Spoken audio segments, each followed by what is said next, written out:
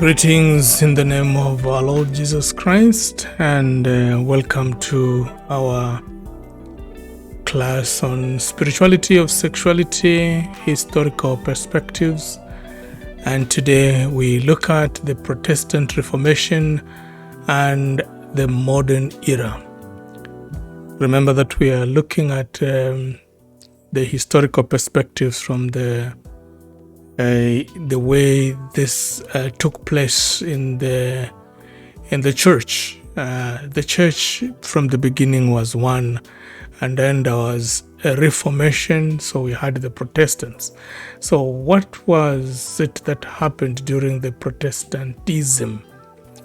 This can be very interesting as well when we look at what transpired. Now, remember, this is an introductory course, so we are not giving you so much details, but at the end of it all, we're going to give you a bibliography, and also I'll propose that we register or we enroll into a library where you can listen to audible books on human sexuality. I have more than 255 books waiting for you to come into the library.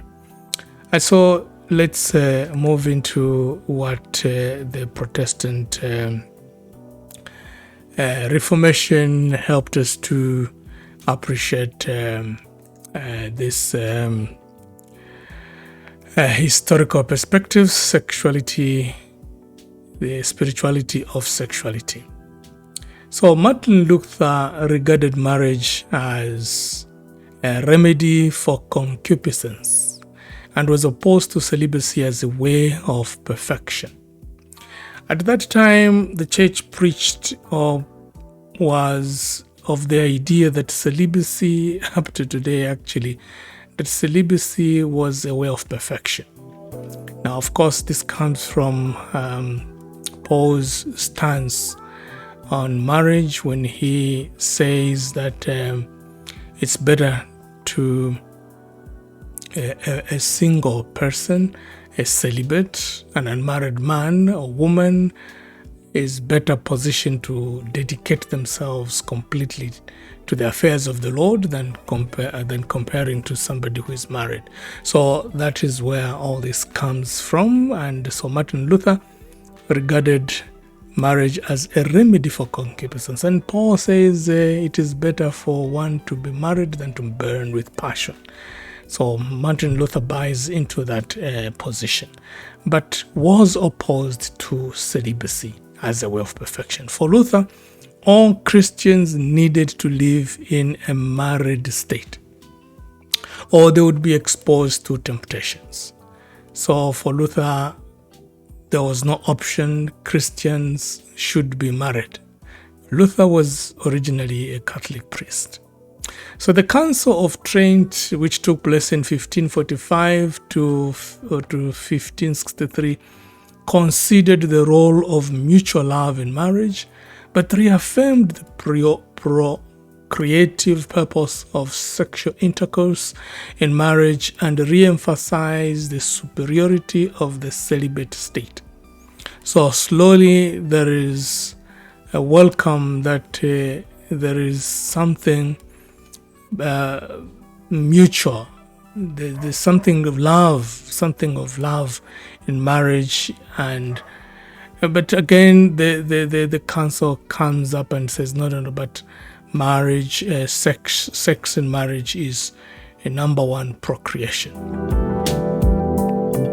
Meanwhile, the condemned Jansenism of the 16th century continued to impose its own ideas of human sexuality. We are going to discuss what this Jansenism was all about when we come to the live class. For instance, in 1936, Davis strongly condemned any deliberate seeking of venereal pleasure in the unmarried. So again, this is a position that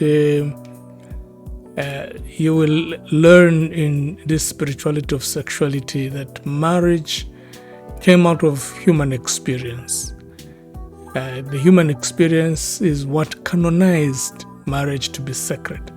Just like when we look at life and we say life is sacred, it comes from the human experience. The human experience inspired by divinity, by God. So the modern era, with its scientific discoveries, ushered in a new understanding of our bodies. And so some of these things that we have always considered as normal and sacred will begin to change with the scientific discoveries. And then it was understood that every conjugal act was procreative by its nature.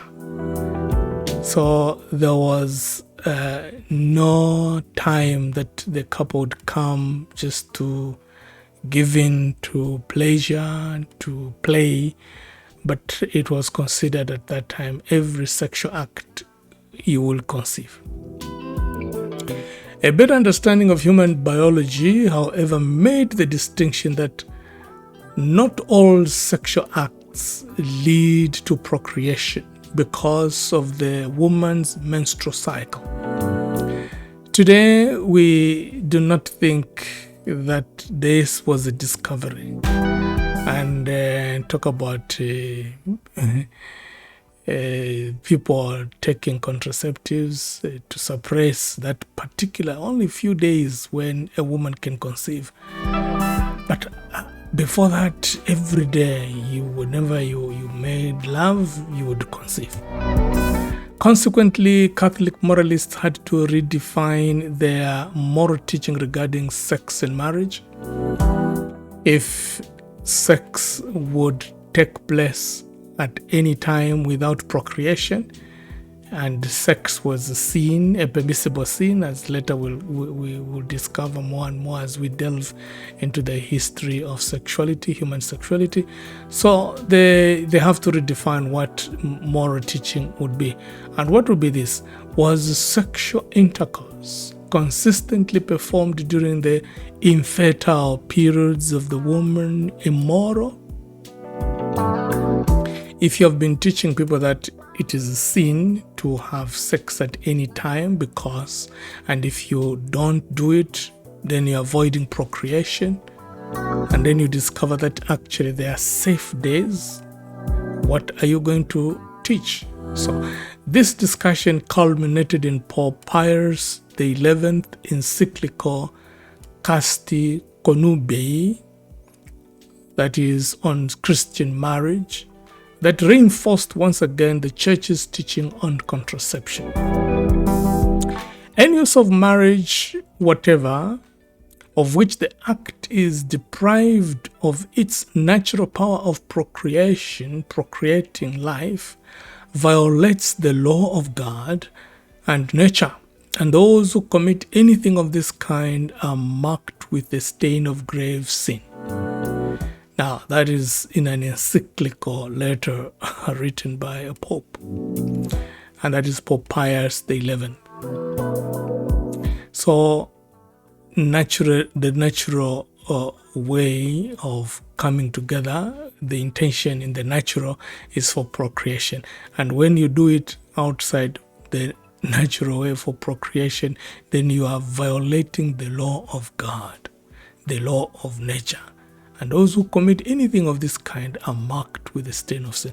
We saw in the other history that such violation include contraceptions and certain positions, and that is where the missionary position comes in, where the penance was much more than abortion or even murder.